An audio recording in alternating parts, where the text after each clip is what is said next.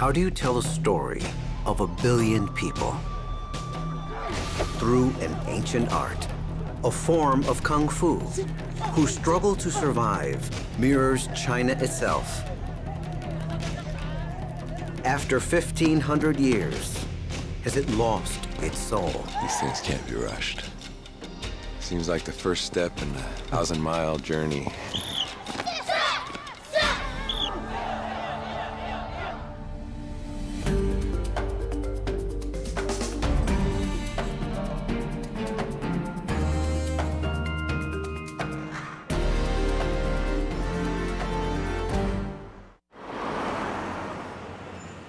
We had a black and white darkroom in the house when I was growing up.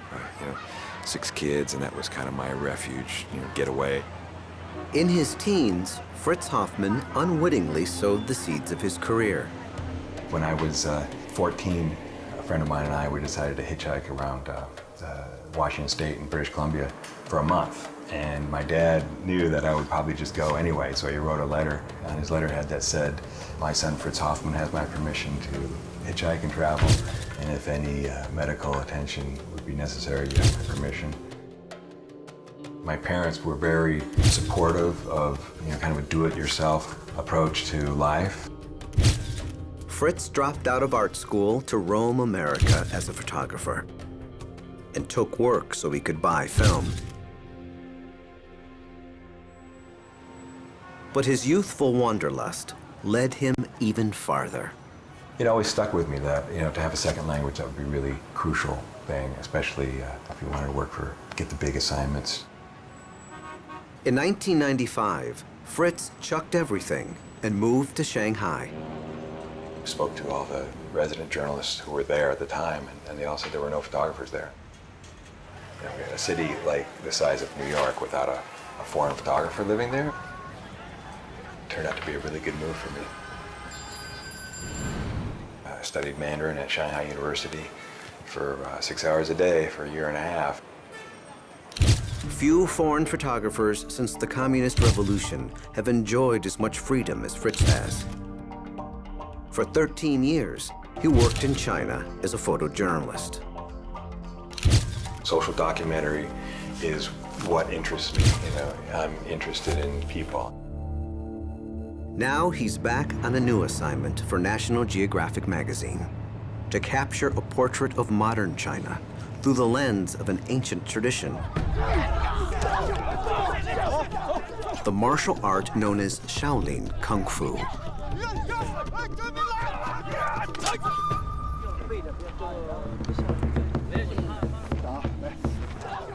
Ancient monks devised Shaolin Kung Fu as exercises to strengthen the body and discipline the mind. Then they turned it into a form of self-defense. Movie stars Bruce Lee, Jet Li, and Jackie Chan helped make Shaolin Kung Fu world famous. Kung Fu, the television series that I watched as a kid, and that was the first time I heard about Shaolin. Really hit and miss. It's just so chaotic. You really have to scramble to get in position.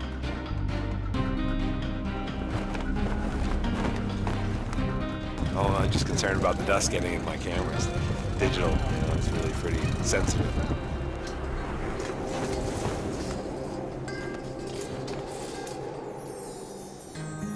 Also, we're gonna take a little break. It's really sensitive. Yeah.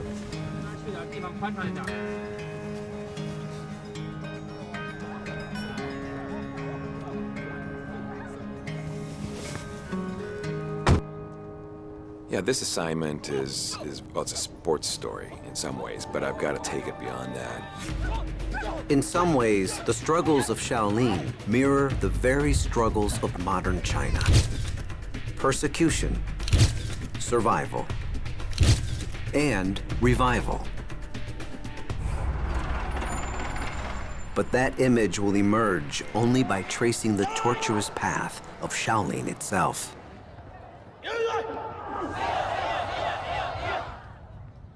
The Tago School in Hunan Province. 40,000 fists of fury. 20,000 martial artists in training. We've come to this school because it's the largest school, 20,000. I mean, that's like having an army. It's probably pretty hard to find anything like this outside of any kind of military installation. Shaolin Kung Fu began as a quiet practice. Practiced off stage. It represents something that is traditional in China, but is becoming a global brand. You know, it's being packaged. It's part of this change that's happening. It's this marketing of China. For me, I'm going to try to build my narrative for the Shaolin story around the students. The school enrolls students from all walks of life. Some aspire to become Olympic medalists or the next Jackie Chan.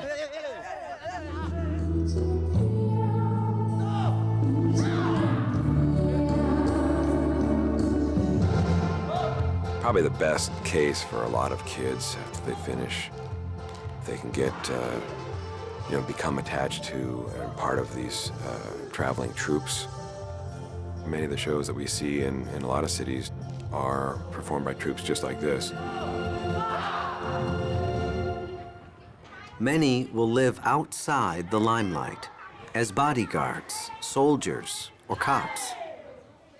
We're going into one of the dormitories for like really young preschool age students. I know that there are some students that come there because they come from a wealthier family and they need better discipline.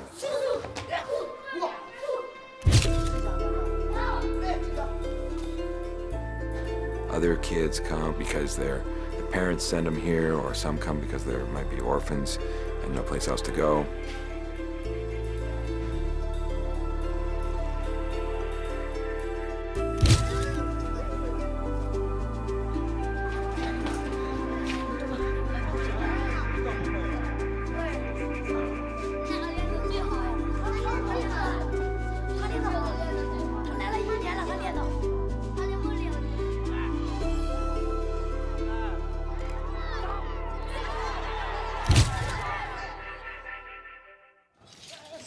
You got to expand your knowledge base about that story.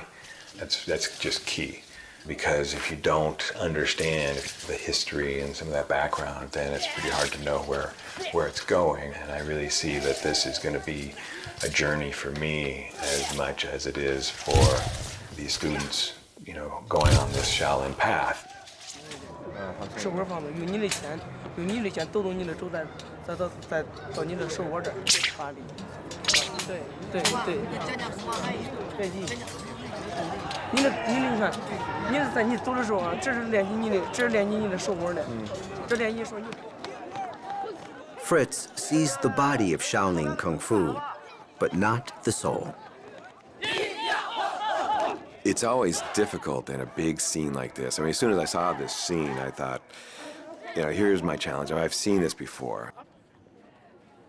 The students participated in the opening of the Beijing Olympic Games in 2008.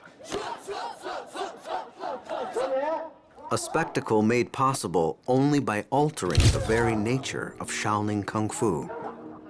In the traditional Shaolin, the master would teach the student, and then the student would take what the master teaches them and kind of improvise on that a little bit, make that his own. China would like this Shaolin Kung Fu. They would like this to become possibly an Olympic game or Olympic sport. The problem is that if everybody's kind of doing their own version of it, how do you judge that?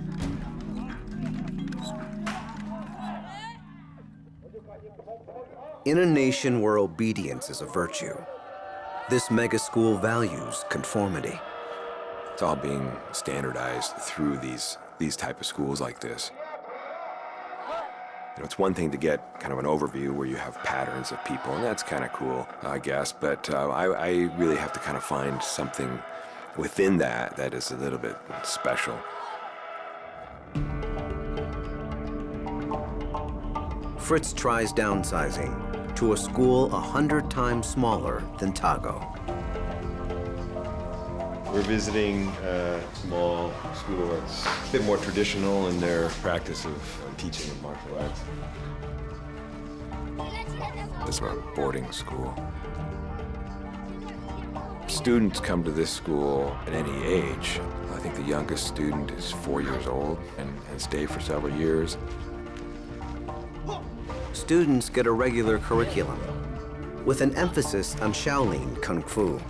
It's really amazing to see them out every day in below freezing weather. You really feel it that they want to be out there. You know, they really have that dedication and drive. And I'm looking for angles that, okay, I see it a couple times and I know what happened. Do it once, do it twice. You make an attempt and then you see it and you sketch it a little bit clearer and you shoot it again and until you get the angle and get the moment.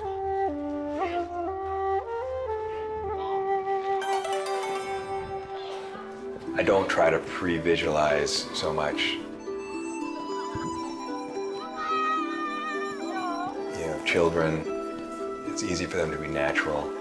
They're easy to work with. What I'm looking for is to show this, the soul, try to find the soul of Shaolin, and what is that today? I think we can see the Shaolin spirit in these students who are just so committed and dedicated to practicing this. Spent a few days here at the school and, you know, I got a few pictures. Just looking for something a little more special. And that's got to come from me. I mean, it's a great place and there's a lot to photograph, but I've got to dig a little deeper. Helping Fritz dig is his local troubleshooter, his fixer. You know, I have this great fixer. His name's Huang Yong, and you know, he's great because we know each other really well. At Fritz's hotel, his fixer follows up a lead. A master of traditional Shaolin, living on a remote mountain. Oh, so what's going on up there? He said he might or might not be up there because he's busy. You know, as far as I can see, he's one of the older generation, so that's a good source. Every story has obstacles. You know, one of the biggest things for any photographer is access. Fritz is banking on meeting the master, but along the way, a chance encounter will take him one step closer to the soul of Shaolin. A Buddhist monk on a pilgrimage. When I see something like this, I try to be very courteous. He's gonna wonder, who the heck am I? 师傅你好，到哪去啊？上一次啊，你是什么地方来的？哪里来的？山东。这么远？跟你一起走一会儿可以吧？ He's walked 1,000 kilometers from eastern China. He's coming back to the Shaolin Temple where he says he grew up as an orphan kid. He learned martial arts and became a Buddhist monk there. This is one of those things that you just could never predict that you would find something like this. You might call it fate. Our two paths crossed. It's really great. Love it. It's great for our story because all paths lead to the Shaolin Temple for anybody studying or practicing martial arts. You know, it's like a destination.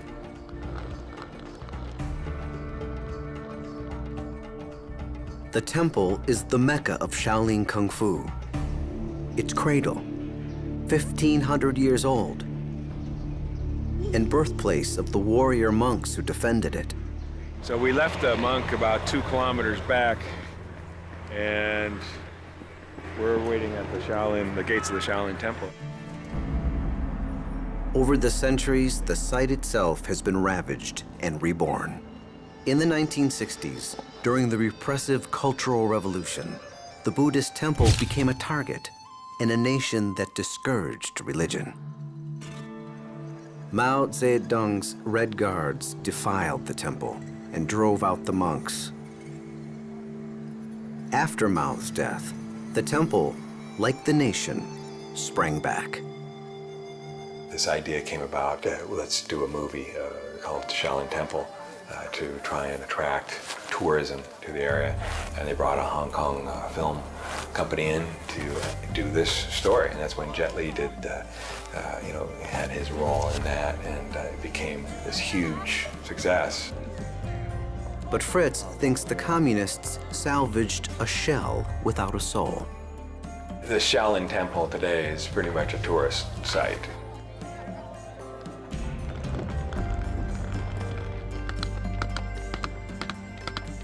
It's funny, tourists come here to see the real thing, and here he walks right past them.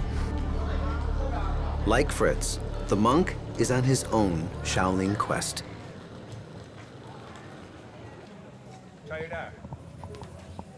Fritz learns he's come to honor the master who taught him so many years ago.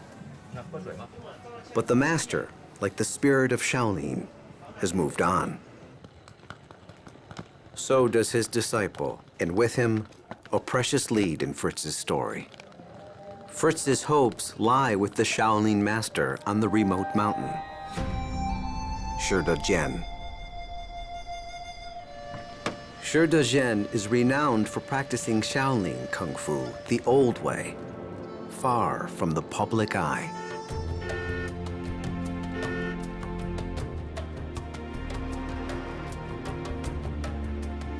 It's the middle of winter, and Shizhen is usually pretty quiet and in seclusion during the winter, so I'm not sure if we'll be able to even contact him. He left the Shaolin Temple and went to the mountains to kind of start his own research center.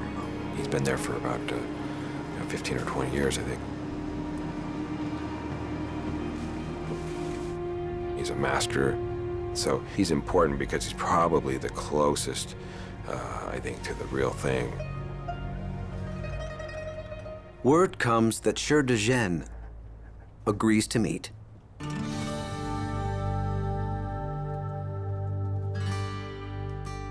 We are pretty much at the center of China, in the Sum Mountains here. So it's a really important part of an important place in Chinese history. It's pretty dramatic, this landscape. So I really hope that we'll get some opportunity for some really beautiful pictures up there.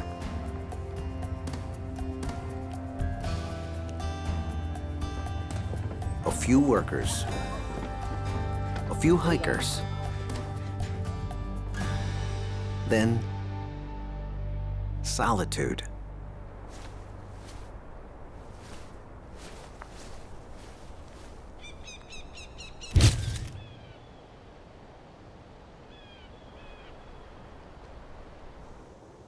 You could see in this environment here that a person would have to become one with the environment, really, in order to kind of survive. The winter light is really, really nice. A bit of a haze, which kind of acts as a filter that kind of helps to create a real nice mood. The temple has been there for years. Stone by stone, Shizhen is having it restored and expanded. All this stone has to be carved out from the mountain. And it's pretty remarkable that one person can, starting from nothing, just really get the support to do this. On Shizhen's mountain, a reminder that the monks of old were worshippers first, warriors second. To the faithful, Shaolin without Buddha is like a body without a heart. Right now, I'm just kind of learning about Shizhen, his philosophies, about Shaolin culture, and his lifestyle here. In the distant valleys, some schools teach thousands.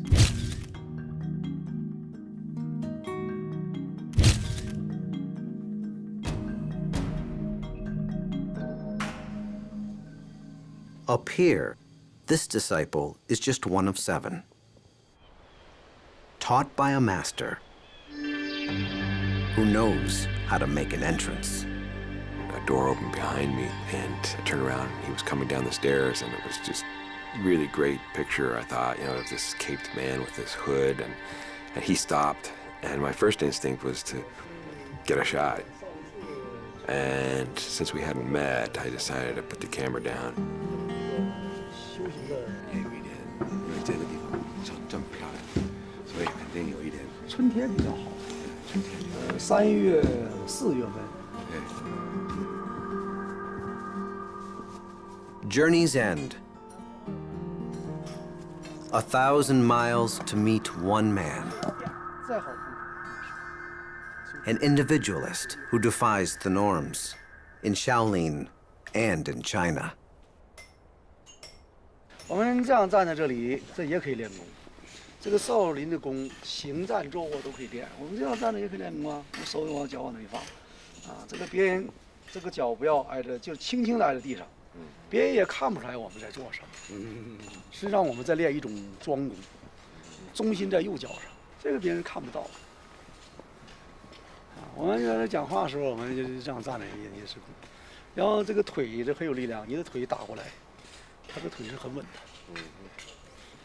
这个少林的功，行站坐卧都可以练。我们这样站着也可以练功啊，我手往脚往那里放，啊，把这一条腿呢变成2条腿，把2条腿的力量聚到1条腿上。这个扁腿、踢法、摔法，这些都是少林功里面一些简单的动作。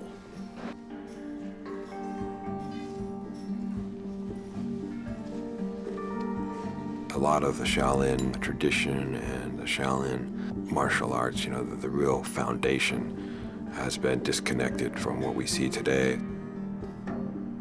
It's just all performance, and it's great, entertaining performance, but it could be acrobatics or gymnastics even. And Shurtajin, you really get a sense that he lives it. You know, he lives his faith. True Shaolin is more than moves.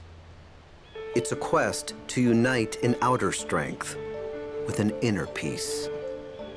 The very quest of China itself. One man with 2 portraits, the face of China and the soul of Shaolin. Survival amid change. Living at peace. Far from the busy schools and the bustling temple. You know, things are never what they really appear to be, you know, I mean, you go out looking for one thing and you find something else. The wise oracle of the mountain is a figure of myth, but Fritz has found him, lighting the path for wayward disciples, and perhaps, too, for a restless nation.